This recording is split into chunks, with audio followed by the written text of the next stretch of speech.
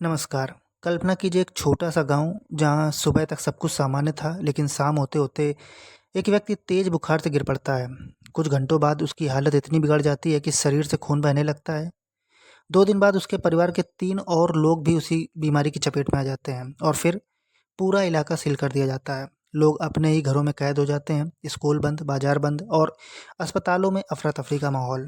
दोस्तों, ये किसी हॉलीवुड या बॉलीवुड फ़िल्म की कहानी नहीं बल्कि इबोला वायरस की हकीकत है। और सबसे डराने वाली बात, हाल ही में फिर से इबोला के नए मामलों ने दुनिया का ध्यान अपनी ओर खींचा है। क्या हमें फिर से किसी महामारी का डर होना चाहिए? क्या इबोला कोरोना से भी ज़्यादा खतरनाक है? और अगर यह वायरस भारत तक पहुँच जाए तो क्या होगा? आज की वीडियो में हम जानेंगे इबोला की पूरी कहानी सरल भाषा में, और अंत तक आपको ऐसी बातें पता चलेंगी जिसे हर इंसान को जानना ज़रूरी है। आखिर इबोला है क्या? इबोला एक बेहद खतरनाक वायरस है जो इंसानों और कुछ जानवरों में गंभीर बीमारी फैलाता है। इस वायरस की पहचान पहली बार 1976 में हुई थी। इसका नाम पड़ा है अफ्रीका की एक नदी, इबोला नदी के नाम पर। शुरुआत में वैज्ञानिक भी नहीं समझ पाए थे कि आखिर लोग इतनी तेज़ी से क्यों मर रहे हैं। लेकिन जाँच के बाद पता चला इसके पीछे एक बिल्कुल नया वायरस था। इबोला शरीर में प्रवेश करने के बाद सीधे हमारे इम्यून सिस्टम पर हमला करता है। इसके बाद यह खून की नसों को नुकसान पहुँचाता है, जिससे कई मामलों में अंदरूनी और बाहरी ब्लीडिंग शुरू हो जाती है। यही कारण है कि इसे दुनिया के सबसे घातक वायरसों में गिना जाता है। कुछ पुराने प्रकोपों में मृत्यु दर 50% से लेकर 90% तक देखी गई है। अब सवाल उठता है, आखिर पूरी दुनिया की नज़र एक बार फिर से इबोला पर क्यों टिक गई है? इसकी वजह है अफ्रीकी देश डेमोक्रेटिक रिपब्लिक ऑफ कांगो में, जहां मई 2026 में इबोला के एक नए प्रकोप की पुष्टि हुई थी। लेकिन इस बार मामला पहले से थोड़ा अलग है। यह प्रकोप एक नए इबोला वायरस से जुड़ा है। इस स्ट्रेन के लिए अभी तक कोई व्यापक रूप से स्वीकृत वैक्सीन उपलब्ध नहीं है, इसीलिए वैज्ञानिक और स्वास्थ्य एजेंसियां इसे लेकर विशेष सतर्क हैं।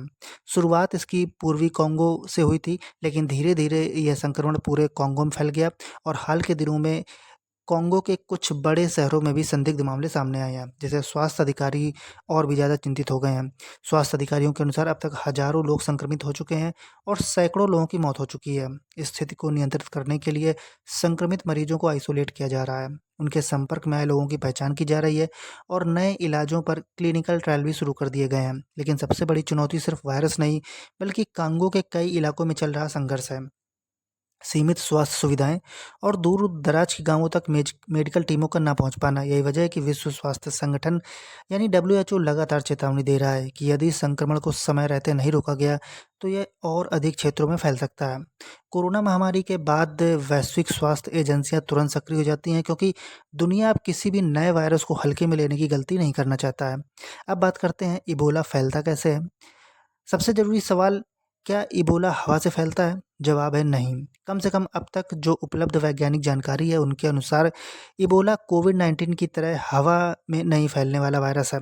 यह वायरस फैलता है संक्रमित व्यक्ति के खून, पसीने, उल्टी, लार या शरीर के अन्य तरल पदार्थों के सीधे संपर्क में आने से। यानी अगर संक्रमित व्यक्ति की देखभाल बिना सुरक्षा के की जाए तो संक्रमण का खतरा काफ़ी तेज़ी से बढ़ता है।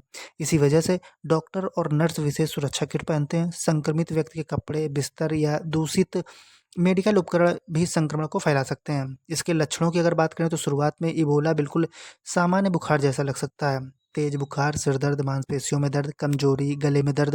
लेकिन कुछ दिनों बाद उल्टी, दस्त, पेट दर्द, त्वचा में दाने और गंभीर मामलों में ब्लीडिंग भी शुरू हो सकती है। यही वजह है कि शुरुआती पहचान बेहद ज़रूरी होती है। जितना जल्दी मरीज अस्पताल पहुँचेगा, उसके बेहतर इलाज की संभावना उतनी ही रहेगी। क्या इसका इलाज और वैक्सीन मौजूद है?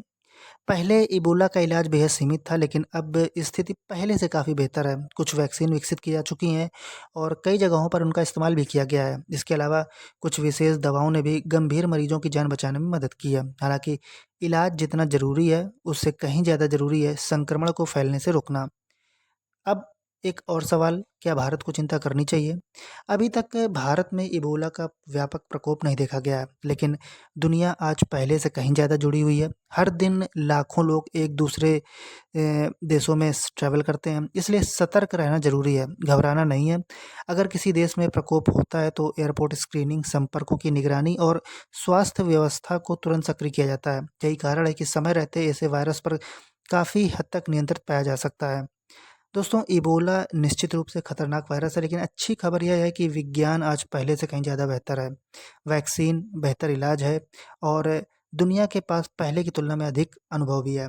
सबसे ज़रूरी बात, किसी भी वायरल बीमारी के मामले में अफ़वाहों पर भरोसा ना करें।